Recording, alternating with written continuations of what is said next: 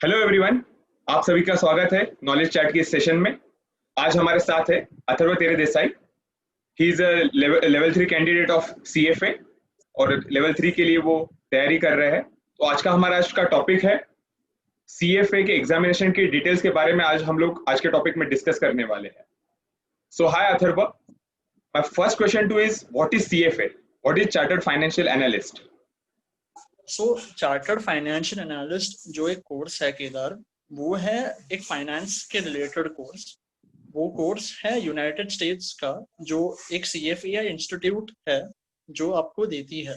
तो it is recognized in 165 countries and ये course में 3 लेवल होती है, level 1, 2 and 3। So that is it about what is CFA. Okay, और इसका एलिजिबिलिटी क्राइटेरिया क्या है? मतलब कौन कौन सीएफए के लिए अपीयर कर सकता है? तो मैं आपको बताना चाहूंगा कि इसका क्राइटेरिया ऐसा होता है कि आप फाइनल ईयर की ग्रेजुएशन में होने चाहिए, या फिर आपके पास 4 इयर्स का एक्सपीरियंस होना चाहिए, या फिर आपके पास दोनों का कॉम्बिनेशन भी चलेगा। ऑल्सो एग्जाम देने के लिए आपके पास एक इंटरनेशनल पासपोर्ट होना चाहिए, तो वो आपको एग्जाम देने के लिए एलिजिबल करे ताकि। सो that is it about how eligibility works in CF for writing a CFA exam. Okay, तो मतलब सिर्फ 3 ही क्राइटेरिया, अपने पास एक पासपोर्ट होना चाहिए, 4 साल का इधर राइट, एक्सपीरियंस होना चाहिए और we should be in last year of our graduation, right? और यस। इसका ड्यूरेशन क्या होता है? जैसे हमारे ग्रेजुएशन के लिए 3 साल रहता है, कुछ मतलब मेडिकल वगैरह में 5 साल रहता है, वैसे सीएफए का ड्यूरेशन क्या है? So that's a good question Kedar. अभी आप देखोगे तो उन्होंने मैं आपको बताना चाहूंगा पहले कि कोविड से पहले कैसा था इनका एंड कोविड के बाद उन्होंने क्या चेंजेस लाए हैं। तो राइट, मैं आपको कोविड ने हर एक बहुत सारे लेवल चेंजेस लाए हैं। काफी चेंजेस लाए हैं उसने। तो हाँ, जैसे मैं बता रहा था आपको कि पहले जो था इनका लेवल 1, 2 एंड 3, जैसे मैं आपको बोल रहा था, तो लेवल 1 जो था वो साल में 2 बार होता था एंड लेवल 2 एंड 3 एक ही बार होती थी। बट अभी फ्रॉम 2021 वो लोग लेवल 1 4 बार रखने वाले हैं एंड लेवल 2 एंड 3 2 बार रखने वाले हैं। सो पहले कैसा होता था केदार, किसी भी कैंडिडेट को सीएफए बनने के लिए अराउंड लेट्स से 1.5 या फिर 2 इयर्स लग जाते थे। बट अभी वही कैंडिडेट 1 साल में भी सीएफए कर सकता है। ओ, ऑल्सो मैं आपको बताना चाहूंगा, ये एग्जाम का जो ड्यूरेशन है, नंबर ऑफ आवर्स, पहले 6 आवर्स में होती थी, 3 hours in the morning and 3 hours in the afternoon. But अभी उन्होंने they have minimized it to 4.5 hours. So number of questions भी इनके कम हो गए हैं। एंड मोर ओवर, उन्होंने पहले कैसा होता था कि एक ही दिन में तुम्हारी एग्जाम होती थी। तो लेट्स जस्ट से कि आपकी एग्जाम जून में है, तो आपको एक डेट दी जाती थी एंड उसी दिन पे एग्जाम दी आपको देनी होती थी। बट अभी इन्होंने एक अच्छा चेंज लाया है, जैसे कि उन्होंने 10 दिन का एक स्लॉट रखा है हर टाइम पीरियड के लिए, कि तो आप वो टाइम पीरियड में आप अपना स्लॉट बुक कर सकते हो एंड तभी आप एग्जाम दे सकते हो। मैं यहाँ पे और एक बात ऐड करना चाहूंगा केदार, कि इन्होंने कंप्यूटर बेस्ड एग्जाम भी रखी है। जैसे सीएफए लेवल 1 में आपको सिर्फ एमसीक्यू रहते हैं, लेवल 2 में आपको केस स्टडी के साथ एमसीक्यू रहते हैं एंड लेवल 3 में आपको थियोरी बेस्ड क्वेश्चन रहता है मॉर्निंग में and in the afternoon paper आपको एमसीक्यू केस स्टडी के साथ एमसीक्यू क्वेश्चन रहते हैं। तो ये प्रोसेस में उन्होंने कंप्यूटर बेस्ड किया है ताकि स्टूडेंट्स या कैंडिडेट जो आ रहे हैं उन्हें आसानी हो। And that's all about the duration of the exam. तो ठीक है, हमने अभी ड्यूरेशन कवर कर लिया, एलिजिबिलिटी क्राइटेरिया कवर कर लिया और व्हाट इज सीएफए ये भी कवर कर लिया। इसका फीस स्ट्रक्चर क्या है? हाँ, तो इसका फीस स्ट्रक्चर कैसा रहता है, उन्होंने इसमें भी 3 डिविजन्स किए हुए हैं। तो अभी आप let's just say level 1 student हो, कैंडिडेट हो आप, तो आप लेवल एक अर्ली बर्ड रहता है जो अराउंड 6 to 8 मंथ्स के पहले दिया जाता है। फिर एक मिड लेवल रहता है एंड जो लेट रहते हैं उनके लिए फीस रहती है एंड वो ग्रेजुअली ऑब्वियसली बढ़ जाती है। ओके, इसकी फीस जो है आपको डॉलर्स में देनी होती है, बिकॉज ये जो इंस्टीट्यूट है वो वर्जीनिया यूनाइटेड स्टेट्स में है। एंड इसका इसका जो रहता है, एक 2 तरीके की फीस होती है इसमें। एक जो होती है सीएफ कैंडिडेट बनने के लिए, जो आपको एक ही बार देनी होती है, एंड दूसरी जो होती है examination fee.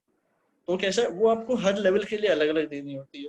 So let's just say unfortunately कोई स्टूडेंट का एक लेवल नहीं हुआ हो, तो उसे वो रजिस्ट्रेशन जो फी रहती है वो वापस नहीं देनी होती, बट उसे वो कैंडिडेट को जो एग्जामिनेशन फी रहती है वो वापस देनी होती है। ऑल्सो मैं आपको बताना चाहूंगा कि इसका फी स्ट्रक्चर जो है उन्होंने काफी डिटेल एंड कंसाइज तरीके में उनकी साइट पे भी दिया है, तो आप चाहिए तो कोई वहां पे जाके भी देख सकता है। That's it about how their fees work. Also हाँ, मैं आपको बताना चाहूंगा कि इनके दो तरीके से फी आप पे कर सकते हो, एक क्रेडिट कार्ड से दे सकते हो आप और एक इनवॉइस से दे सकते हो। तो क्रेडिट कार्ड तो ऑब्वियसली आपको पता है कैसे देना है, तो इनवॉइस जो होती है वो कैसे देना है मैं आपको ऐड करना चाहूंगा यहाँ पे, कि आपको एक इनवॉइस मिलेगी इंस्टीट्यूट से, तो वो आप इनवॉइस डाउनलोड कीजिए एंड देन आपके एक लोकल बैंक के यहाँ पे जाके उनको दे दीजिए। तो वो लोकल बैंक जहाँ पे अकाउंट सेटल आपका करेगा एंड आपके पैसे जो है वो बैंक में ट्रांसफर करेगा, जो CFA इंस्टीट्यूट की बैंक है वहां पे। तो यहाँ पे लोगों को एडवांटेज कैसा मिलता है आपको, कि अगर आप एक दिन पहले जा रहे हो तो आपको एक 1 मंथ का क्राइटेरिया मिलता है और एक बफर टाइम मिलता है कि आपकी वो जो फीस ट्रांसफर हो रही है तो अकाउंट से हो रही है, तो after the point of time वो एक स्पेसिफिक डेट के लिए जाएंगे, लेट्स जस्ट से 7 डेज बाद जाएंगी या समथिंग लाइक दैट। तो वहां पे एक एडवांस, पर अभी उन्होंने उसमें एक चेंज ऐसा किया है, जो इनवॉइस क्राइटेरिया है वो अभी सिर्फ अर्ली बर्ड कैंडिडेट्स के लिए ही है। सो जो स्टूडेंट्स अर्ली बर्ड फीस कर रहे हैं वो ये इनवॉइस का लाभ उठा सकते हैं। सो ये रहा आपका फी स्ट्रक्चर CFA के लिए, राइट? अभी CFA is a professional exam just like CA and CS examination. तो कैसा रहता है कि इन कोर्सेज में हमको एक आर्टिकलशिप कंपलसरी रहता है, उसके बाद ही आपको CA का मेंबरशिप मिलता है। तो वैसे कुछ रिक्वायरमेंट CFA में भी इंक्लूडेड है? वैसी तो कोई रिक्वायरमेंट नहीं है, मैं आपको बताना चाहूंगा। जैसे हम बात कर रहे हैं CFA एक फाइनेंस प्रोफेशनल कोर्स है, तो हर लेवल के बाद तुम्हें जॉब मिल सकती है एंड आपको CFA का एक चार्टर करके एक रहता है मेंबरशिप क्राइटेरिया, वो आपको एक्सपीरियंस ऑफ 4 इयर्स के बाद ही मिलेगा।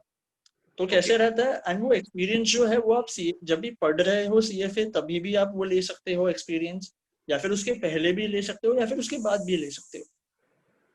तो जो क्राइटेरिया रहता है 4 इयर्स ऑफ एक्सपीरियंस का, वो ऐसा चार्टर के लिए होता है।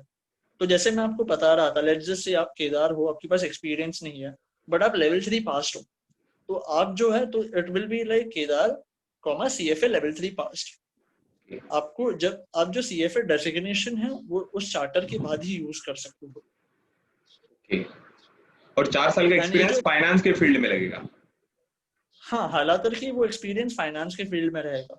जैसे मैं आपको बता रहा था लेवल 1 एंड 2 एंड 3 में काफी डिफरेंस होता है एंड वो एक साथ ज्वाइन करके आपको मतलब कहाँ कैसे पहुंचाता है फाइनेंशियल नॉलेज के ऊपर। तो कैसे होता है CFA लेवल 1 में आपको let's just say financial products के बारे में जानकारी दी जाती है कि कौन सा क्या है प्रोडक्ट, वो तो क्यों है, वो कौन सी फील्ड में है, वो जैसे इक्विटी का हो या डेरिवेटिव्स का हो या फिक्स्ड इनकम का हो, कैसा है वो प्रोडक्ट। लेवल 2 में आपको ये प्रोडक्ट्स की जानकारी तो पता है क्या है वो प्रोडक्ट, बट अभी आपको इनका वैल्यूएशन करना है। So now you think like an analyst कि कैसा तुम उसकी वैल्यू करोगे एंड कैसे वो फोरकास्टिंग करोगे उसके बारे में आपको जानकारी दी जाती है। लेवल 3 में जो है अभी आप वैल्यू कर सकते हो, आपको पता है प्रोडक्ट क्या है, तो कौन सा प्रोडक्ट किसके लिए इंपॉर्टेंट है, किसको वो प्रोडक्ट यूज करना चाहिए, like thinking like a portfolio manager. So कैसा रहता है कि लेवल 3 में you have to think like a portfolio manager, in level 2 you have to think like an analyst, and in level 1 you have to like a person who is giving a financial product। तो वैसे ही उन्होंने course को बढ़ाया है। So that's it about how it is।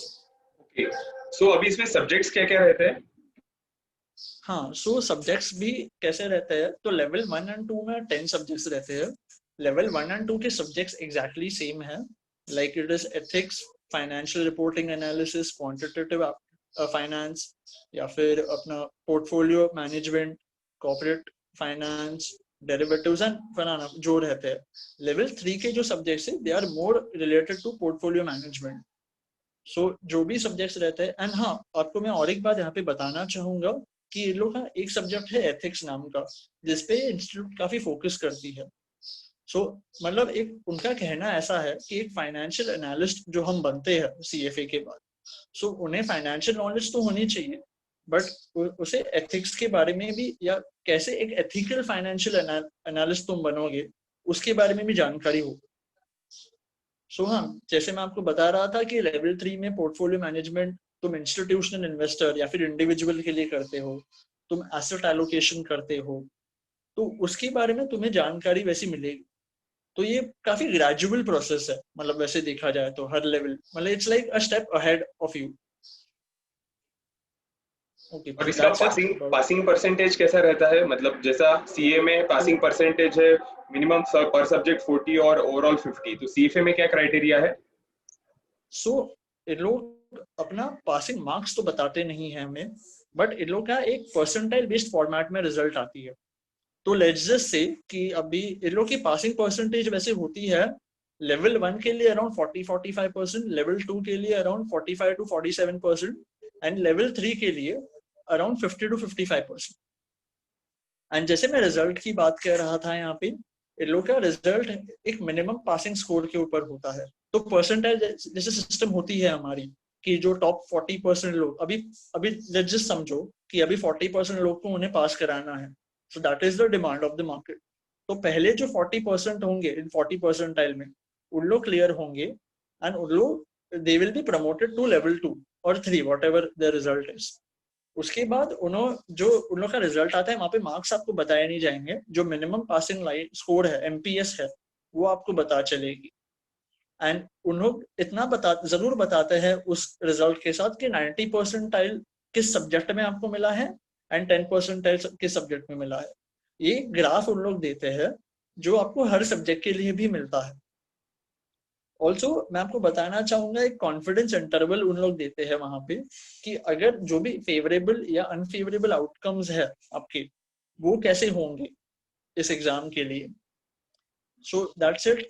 ये लोग ये काफी ये चीजें बताते हैं अपने रिजल्ट्स के रिलेटेड।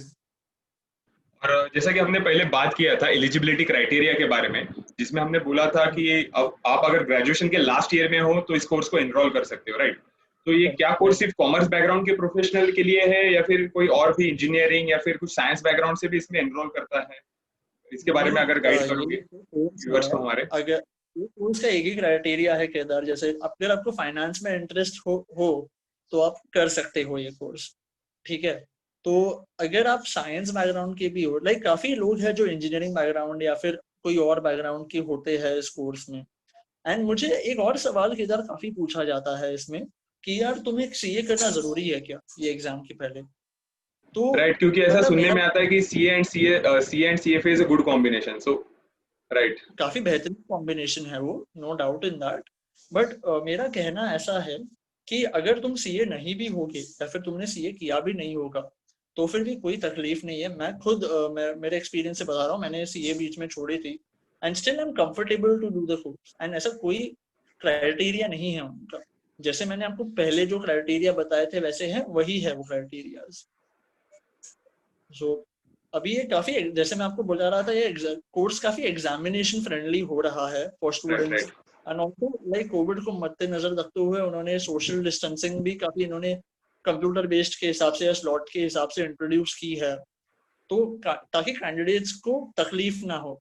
ऑल्सो मैं यहाँ पे एक थोड़ी छोटी बात ऐड करना चाहूंगा एक कोर्स के बारे में कि इन्होंने जो नंबर ऑफ लोकेशंस है वर्ल्ड वाइड वो काफी बढ़ा दी है। अभी पहले 192 थे, फिर अभी अभी ये लोग 400 करने वाले हैं, तो इसलिए काफी लोग इस कोर्स में एनरोल कर सकते हैं। Okay so that's it about. Okay, thank you so much Atharva.